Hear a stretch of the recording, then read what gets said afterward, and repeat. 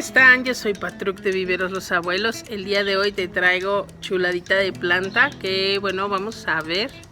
Sobre todo si te gusta esa cuestión del Feng Shui, las buenas energías, energía positiva, transmutar las energías negativas en positivas, limpiar lugares o meditar, la claridad, todo esto, esta planta viene muy bien para ti y además es una, digamos, variedad diferente a la que todo el mundo conoce, así que quédate porque este video va a estar alocasamente buenísimo.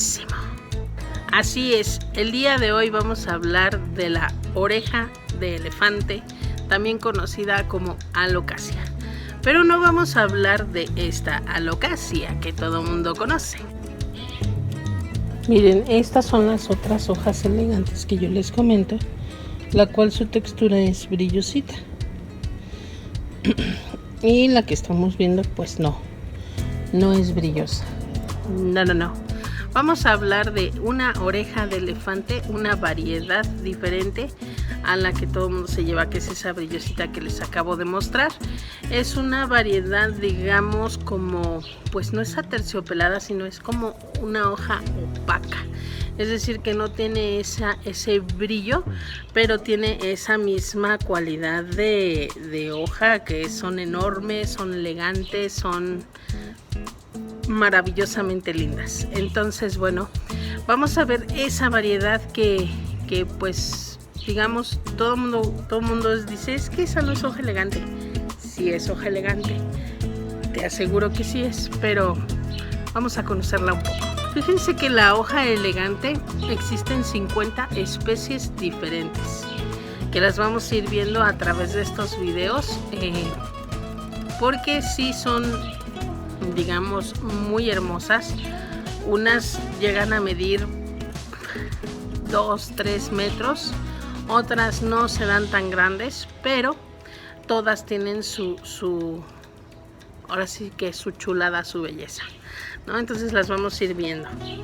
Les voy a dejar el nombre científico ahí porque ya soy muy burris para pronunciar esas cosas biológicas, pero también les voy a dar otros nombres.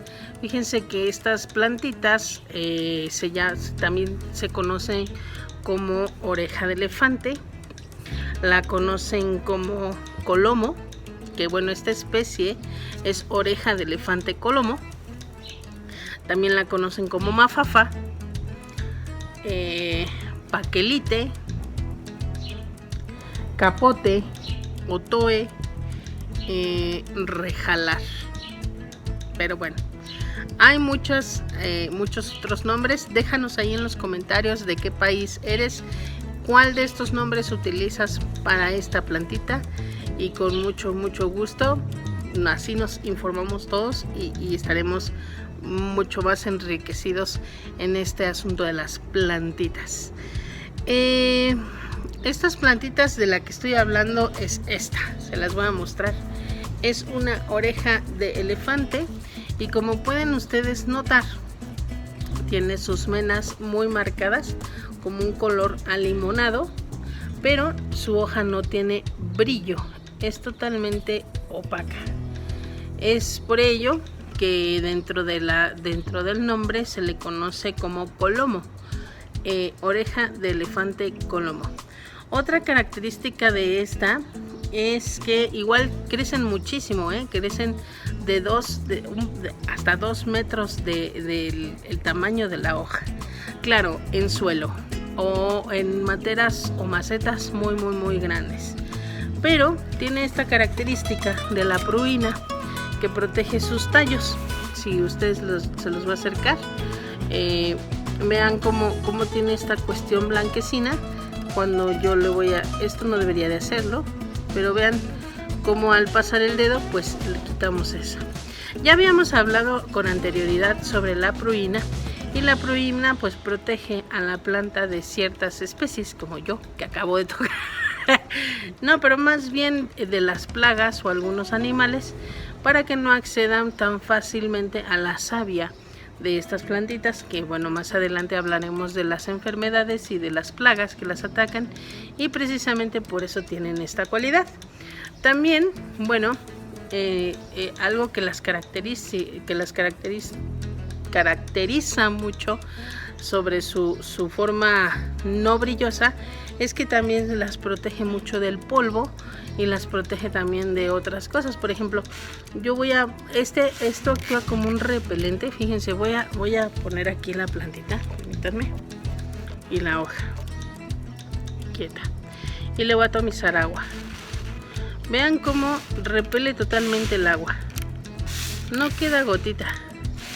Es muy difícil, hasta mojé más la cámara que la hoja. Vean, le voy a dejar así varias, y vean cómo se forman esas gotitas, que bueno, si yo sacudo la hojita, esas gotitas van a caer, difícilmente se quedan pegadas. Entonces esa es la propiedad que tiene esta hoja elegante. Pero antes de entrar a esas cuestiones, vamos con las cosas curiosas de la hojita elegante colomo. En el Feng Shui se dice que es una planta, en primera, por su gran tamaño, se considera como una planta de mucha prosperidad. Por eso también recibe el nombre de oreja de elefante, porque se asemeja a la oreja de un elefante, pues sus orejas son muy grandes. De otra forma, también el elefante tiene ciertos significados o símbolos en diferentes culturas sobre la abundancia, la entrada de la fortuna, la prosperidad y demás. Y al asociarse con todo ello, pues lo hace una plantita muy ad hoc para este tipo. Por ejemplo, en el Feng Shui es de las plantas que más se recomiendan para cuando necesites un lugar de meditación, un lugar de, por ejemplo, en un negocio, o si tienes, por ejemplo, un negocio que requiera brindarle ese aspecto tranquilo al público, pues es muy adecuada este tipo de plantas. Te voy a decir el por qué. Estas plantas almacenan mucha agua en sus tallos e inclusive hasta en sus hojas. Sus tallos son gruesos y carnositos, como estos, y las hojas en sus venas también son carnosos. Déjenme ir a la parte de atrás del embés de la hoja. Vean cómo esas venas marcan mucho lo que es la parte de almacenaje de agua. Entonces, y también pues equilibra mucho. Se llama que al tener las mismas características, si nosotros partimos la hoja en dos, va a haber un equilibrio. Entonces habla muchísimo sobre, explican que es una hoja que va a equilibrar también por su exactitud, va a equilibrar lo que son las buenas y las malas energías. Favorece mucho a que estos lugares donde tú la pongas estén siempre, digamos, en armonía, y equilibran mucho. Por ejemplo, hay una parte del Feng Shui que es como el estudio de las relaciones de pareja, y esta planta la recomiendan mucho porque dicen que dentro de esa terapia que ellos realizan equilibran las emociones de las personas. Entonces, si es una terapia familiar, de pareja o algo así, se recomienda que dentro de su vínculo de convivencia o de su entorno de convivencia pongan una plantita de estas para equilibrar y manejar las emociones y que la cosa esté tranquila y esté en armonía. Entonces, bueno, ya saben, si tienen una casita que está un poquito de cabeza, pues pueden intentar con la alocasia. También te dice el Feng Shui que la mejor manera de colocar tu plantita es en el norte de tu casa, departamento, jardín, porque se dice que en el norte se abren ciertos portales que van a recibir cierta energía, y esa energía la va a transmutar, bueno, la va a liberar absorbiendo las energías negativas y liberando las energías positivas. Entonces, bueno, hay que colocarla en el norte de la casa. Se dice, por ejemplo, esta plantita que ahorita vamos a ver de dónde es, pero bueno, en Asia, y sí, en Asia más que nada, se utiliza en una cuestión espiritual, porque se dice que al tú estar en contacto con la naturaleza, sobre todo con esta planta, ella lo que hace es que accede, te manda la energía necesaria para acceder, digamos, abre un portal de energías o de vibraciones o frecuencias, las cuales van a hacer que tu intuición se abra mucho mejor y que tu sabiduría interior realmente reluzca. Entonces, digamos que es una forma en abrir tu portal interno para que obtengas una mayor claridad ante algún problema o alguna situación que te está dando vueltas y vueltas. También lo usan mucho en lugares donde se practica la meditación, precisamente por esta parte que te digo de que se abren ciertos portales, que abren ciertas frecuencias que facilitan este tipo de cosas como la meditación. En Asia, sí, bueno, en lo que es, por ejemplo, en Laos o en Tailandia, se utilizan mucho estas plantitas y también las llaman como mano de Buda. Qué bonito, ¿no? Y no es porque tengan mano de Buda, sino más bien es que están asociadas por su grandeza. Dicen que te envuelven todas ellas en lo que es la buena suerte, la prosperidad y la abundancia. Entonces yo me quedo con eso porque cuando lo leí, lo investigué, me encantó y dije, wow, mi mano de Buda. En vez de mi oreja de elefante, mi mano de Buda, ¿no? Y bueno, también otra cosa que me suena bastante lógico es que estas plantitas requieren muchísima luz para poderse dar impresionantemente bonitas. Entonces se dice en este tipo de culturas que por la cantidad de luz que están recibiendo, brindan la claridad durante la meditación. Entonces ellas como que abren su portal luminoso y te brindan todo eso que necesitas durante la meditación. Ahora sí, vamos a pasar con los datos de dónde son estas plantitas. Hay muchos datos sobre el origen de la alocasia, sobre todo de este tipo y del tipo brillosito, que dicen que bueno, en sí, una dice que se da el origen está en las Antillas, todo lo que es Jamaica, Haití, todas esas cosas ahí. Entonces, bueno, ahí les voy a dejar varias imágenes y que, bueno, por medio de cuando esta cuestión del trueque de antiguamente de cosas, pues se trajeran a los alocáceas al continente, digamos, más bien no al continente, sino es que son una serie de islas, ¿no? Entonces cuando se traen, por ejemplo, digamos, a lo que es América Central, América del Norte, América del Sur, pues empiezan a propagar estas plantitas. Esa es una teoría. La otra es que dicen que son de América Central y de América del Sur y así. Entonces, ahora sí que no hay un dato exacto de dónde sean nativas, pero lo que sí hay un dato es que se da en todo lo que es América Norte, Central y del Sur, y también se da mucho en Asia, sí, en Asia y en África, porque son plantitas que les gusta el clima caluroso, el clima tropical y bueno, digamos que su clima son tropicales y subtropicales, aunque bueno, se dan también en climas calurosos, pero tienen que recibir ciertos cuidados para que se puedan mantener bonitas y rechulas. Chulada. Por ejemplo, esta planta es considerada como una de las plantas tóxicas que existen, así que no son pet friendly, y si tienes niños pequeños, pues hay que tener mucho cuidado con ellas. Sin embargo, existen también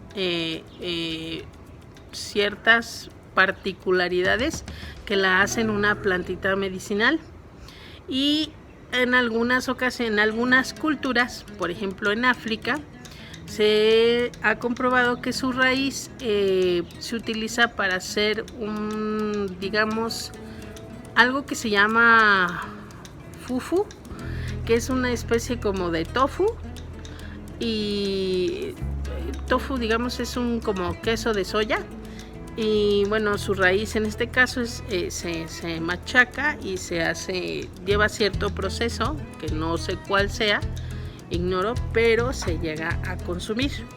En cuestiones medicinales, por ejemplo, es antiséptica y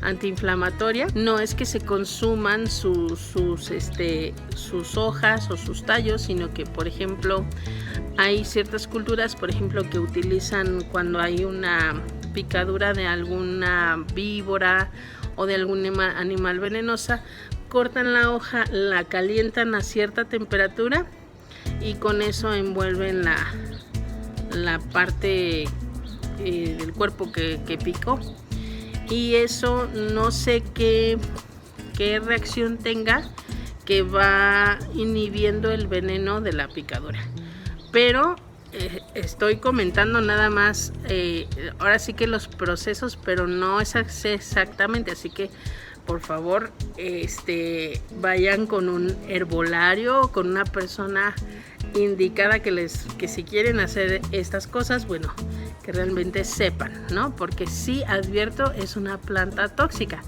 pero todas las plantas, como lo he dicho anteriormente, tienen cierta toxicidad, pero sabiéndolas usar y en las dosis correctas, bueno, se puede llegar a utilizar como planta medicinal.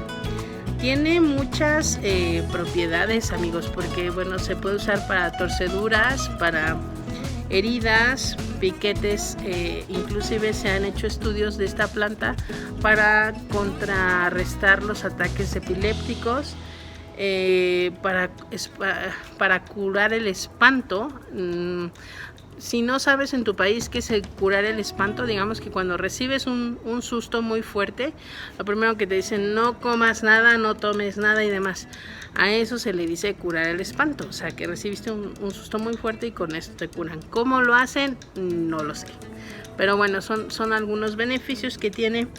También para cuestiones intestinales muy fuertes, pues sí, también los curan. Y para lo que es el tétanos. El tétanos es, por ejemplo, pues cuando recibimos la vacuna del tétanos es para cuando si coges algo oxidado y te cortas, pues no adquieras esa enfermedad que a la larga pues causa muchos estragos. ¿Por qué es tóxica? Porque si uno no la sabe usar o uno la quiere consumir o quiere hacer experimentos con ella, pues realmente pueden causar bastante daño. Pueden llegar a tener irritación en lo que son la lengua, en la faringe, en la laringe, inclusive puede llegar a colapsar la cuestión pulmonar y sobre todo la cuestión renal. Por eso es que hay que tener mucho cuidado con los niños y con las mascotas. Las hojas son impresionantemente grandes. Les voy a dejar ahí fotografías sobre ellas. Puede estar un adulto parado junto a la hoja y la hoja es todavía más grande. A mí me gustaría ir algún día a Colombia o a Costa Rica porque dicen que ahí las alocasias te vuelves loco, literal, de tan bonitas y tan grandes que se dan. Yo he visto muchas alocasias enormes, por ejemplo en Morelos, las puedes ver resplandeciendo a su máximo, ¿no? También se dan mucho, aquí en México se dan muchísimo, se reproduce muchísimo. Su máximo, en donde más, los estados donde más se producen es en Morelos, en Michoacán, en Puebla, en Veracruz, es donde más se dan. pero las puedes encontrar en todo lo que es la República Mexicana sin problema. Como ya lo había mencionado, se dice que su raíz es comestible. No lo sé ni lo voy a poner a prueba, precisamente por esa cuestión toxicológica tan fuerte que tiene. Pero ya habíamos hablado de los ñames. Por ejemplo, en África comen mucho lo que es el ñame, que si no sabes qué es el ñame, te invito a ver nuestro video de caparazón de tortuga para que tú sepas lo que es un ñame. Ahí te lo voy a dejar en el videito. Fíjate que ahí se llegan a consumir mucho estos camotes, y a veces pues no los hay, ¿no? Porque precisamente es un superalimento, entonces se llegan digamos, a escasear en algunas ocasiones. Y bueno, como esta plantita se da muchísimo, pues a veces llegan a sustituir, y de ahí es de donde sale el fufu y el fufu y esas cosas que les digo que no sé cómo sea el proceso, pero bueno, también se considera una sustitución alimentaria del ñame. Su producción de esta plantita llega a ser por semilla, aunque la mayoría de su producción es por hijuelos, da muchísimos hijos. Se las voy a mostrar, miren. De repente ella empieza o sea, de la principal, por abajo empiezan a salir, digamos que brotes, y empieza a dar muchísimos hijuelos. Vean aquí, estos son otros hijuelos, de aquí es otros hijuelos. Ahorita estoy dejando esta hoja para el final, estos otros hijuelos. Entonces se reproduce muchísimo, da muchísimos hijuelos. Y pues sí, o sea, es una planta que si tú la colocas en el suelo y quieres que se llene un área, pues no tarda mucho en esa área en llegarse a llenar, porque de verdad se reproduce. Al rato le vas a dar al vecino, a la tía, a la amiga, al perico, al gato, porque de verdad da muchos hijos. Algo importante decir cuando se separan los hijitos es que luego queremos cortarlos, los trasplantamos y de repente ¡pum!, se caen. Yo les quiero decir algo que me llega a pasar mucho en el vivero, que luego me dicen, es que mi amiga me regaló este hijito y ya no quiere y demás. Todas las plantas, cuando les quitamos los hijos o cuando las esquejeamos y demás, hay que darle su tiempo, porque pues necesitan o sea, tengan en cuenta que si estaban unidas a otra planta, tomaban ciertos nutrientes de la planta madre, por así decirlo, y al nosotros cortarla, pues le estamos quitando toda esa producción de nutrientes. Y digamos, si tenía raíz, bueno, de alguna manera va a ser más rápido su proceso, pero si no tenía raíz, ahí la cuestión. Recuerden que hay que darle su tiempo porque a lo mejor se muere lo de arriba, pero lo de abajo está generando muchísima raíz. Entonces luego nosotros vemos lo de arriba y decimos, es que ya se murió, ya no brotó, ya no sé qué. ¿A cuántos de nosotros nos ha pasado? Porque me incluyo, cuando empezaba con esto de las plantas, que yo esquejeaba y se moría y decía, ay no, ya se murió. Bueno, utilizo la tierra para otra plantita. Pasan unos meses o pasa un año y de repente brota esa planta. Pues sí, amigos, porque digamos que al momento de esquejearla, pues no tenía la suficiente cantidad de raíz, y nosotros enfocados en lo de encima, pero abajo había una revolución creando raíz y raíz y raíz y raíz, y ya cuando esa raíz está suficientemente fuerte, pues le empieza a dar propiedades al tallo y ¡pum!, de repente sale. Entonces no se desesperen. Ustedes, si ven que su plantita ya se pacateó o petateó o pecateo o como lo quieran llamar, si ven que esa plantita ya dicen, no, ya se me murió, ustedes síganla cuidando, porque no sabemos qué está pasando allá abajo. Claro, si tú la sacas de la maceta y quieres ver qué raíces pasaron, bueno, qué pasó con la raíz, si la ves negra o la ves café oscuro, pues ese ya es pudrición. Pero si no ves esas cualidades, luego a veces ni siquiera es apropiado checarles la raíz, porque fíjense, yo recibí hace poco, hace unos meses, una monstera, una costilla de Adán, que bueno, por ciertos motivos, voy a ser bien honesta, uno de mis distribuidores me vendió unas monsteras esquejeadas y una venía sin raíz. Yo no me di cuenta, la vendí, y cuando viene mi cliente me dice, ¿sabes qué? Que mira cómo venía, no tiene raíz. Yo le dije, déjemela sin problema y la recuperamos. Para esto, antes de eso me habían platicado que la habían movido a otra maceta, y pues ahí, ¿no? Entonces muchas veces, a veces las raíces, una o poca raíz que tenga, pues se airean, y las monsteras son súper delicadas al momento del trasplante. Entonces si ya venía tronadona, por así decirlo, ya venía sentida la planta y luego la trasplantaron, todavía se sintió más.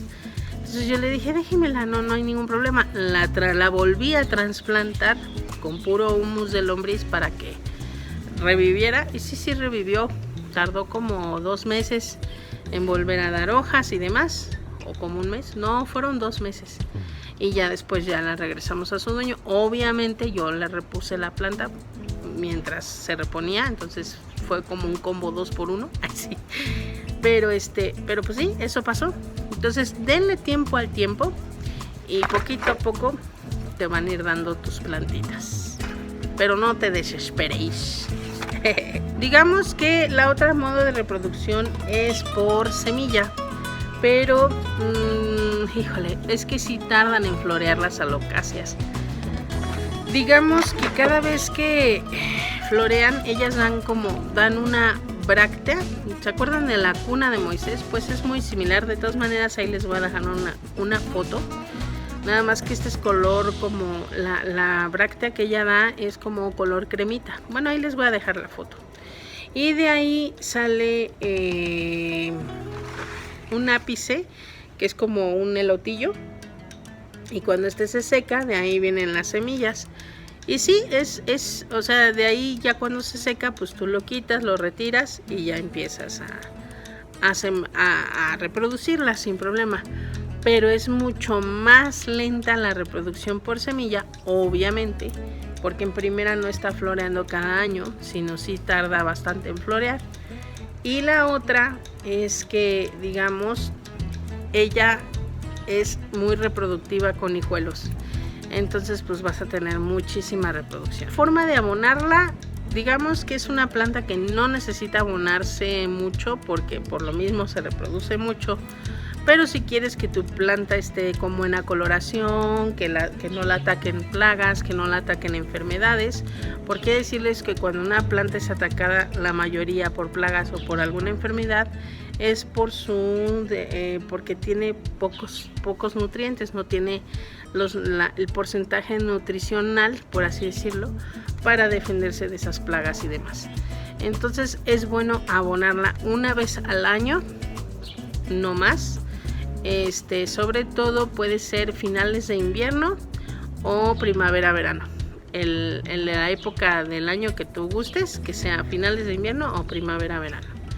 Eso es lo mejor. Bueno, los cuidados de esta bellecita, es que le gusta lugares bien iluminados, nada de sol directo, no tolera el sol directo, a menos de que se haya dado en ese espacio donde, bueno, que haya crecido donde está el sol directo y se haya acostumbrado, acostumbrarla a sol directo no lo recomiendo, porque vas a perder pues muchas hojas por quererla acostumbrar. En hábitat natural, pues si se da en el sol, pues se dio en el sol, pero ahí nació, ahí se acostumbró, ahí se desarrolló, muy diferente. Pero la mayoría de ellas se dan en resolana o en un lugar de sombra, pero muy, muy bien iluminado y pues chuladitas.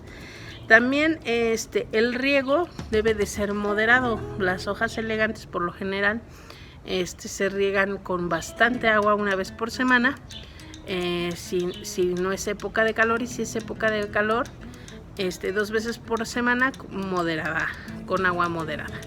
No necesita así encharcar. Eso sí, cuando es bastante agua, que no se encharque, o sea, que sí drene bien y todo, pero que no esté encharcado. Entonces esa es la cuestión. Siempre hay que tenerle en un lugar donde esté, digamos, tenga buen control de humedad. ¿Por qué les digo buen control de humedad? Porque les encanta la humedad. Son de climas tropicales o subtropicales. Entonces, si nosotros, por ejemplo, yo estoy en la Ciudad de México y no, pues es un clima seco y digamos que es difícil colocarla, pero por ejemplo yo la coloco entre otras plantas y eso hace que se mantenga la humedad, le ayudo.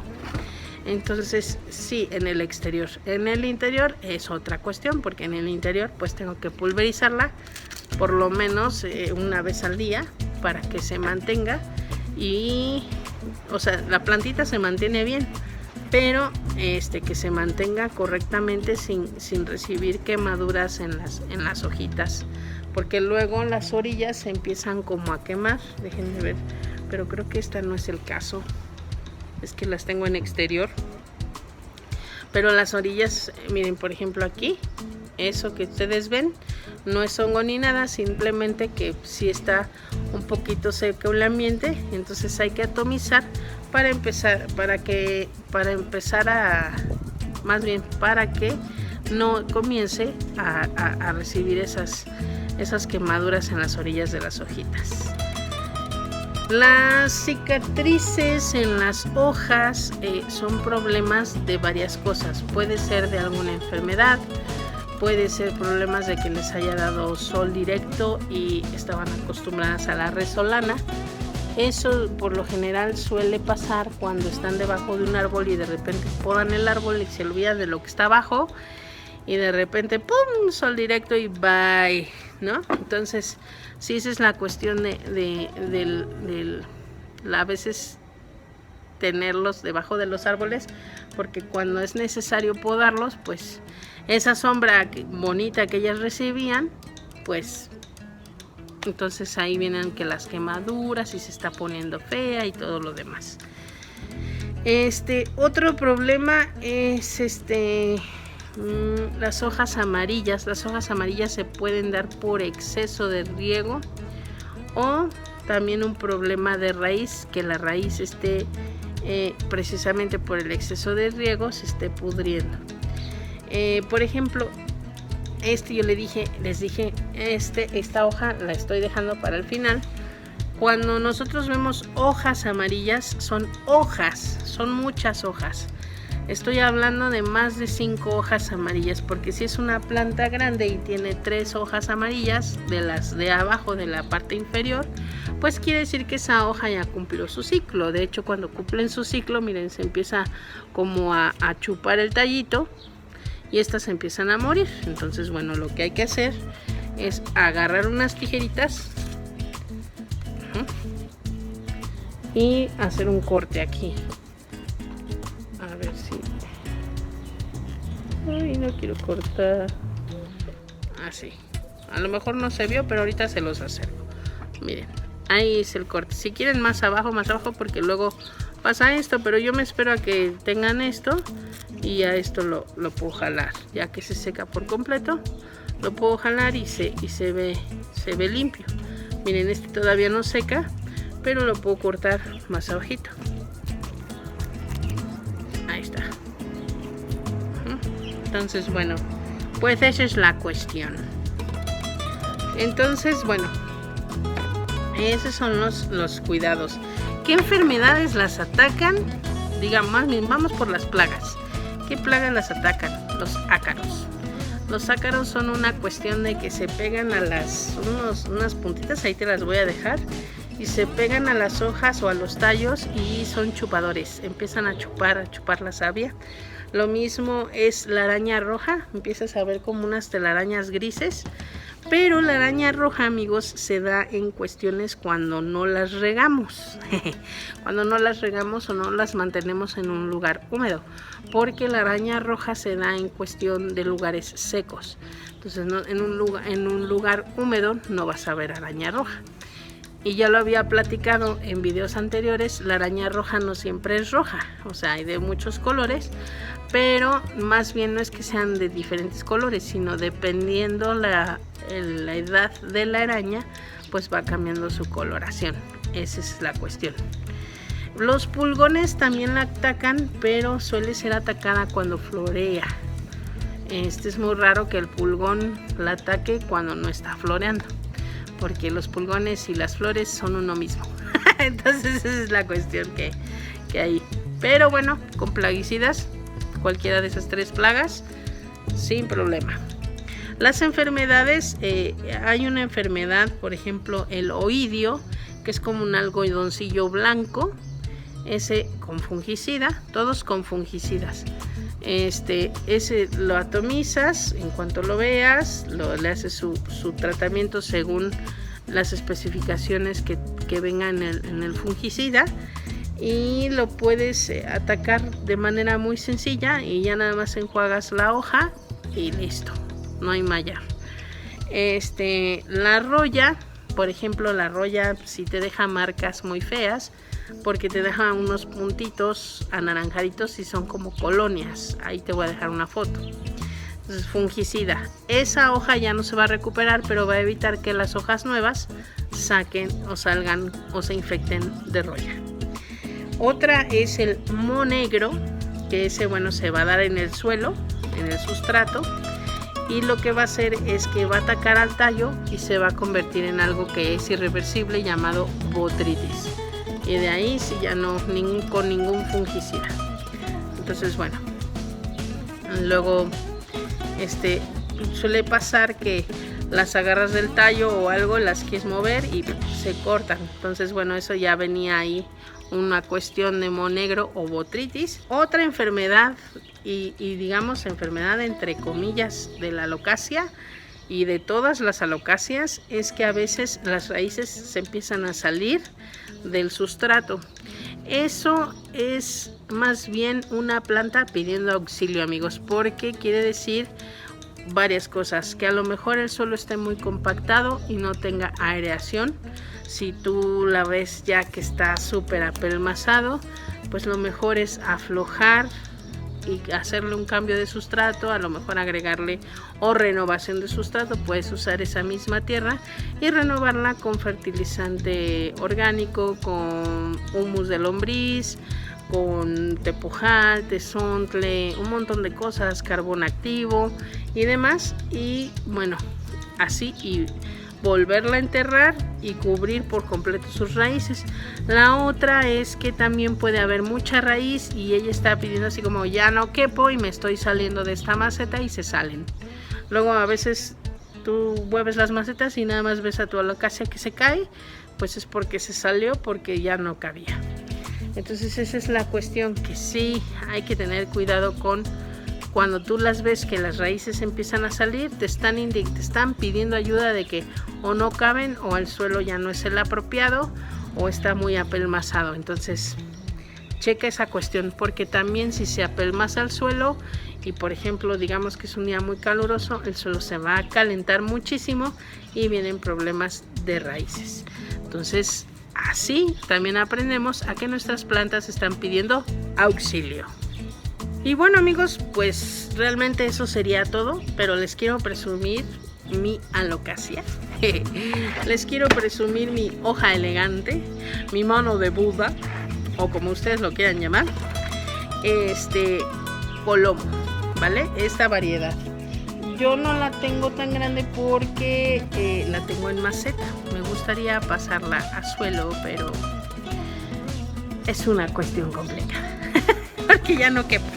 Pero déjenme enseñarles la mía, que por cierto no la he podado. Advierto, no la he podado.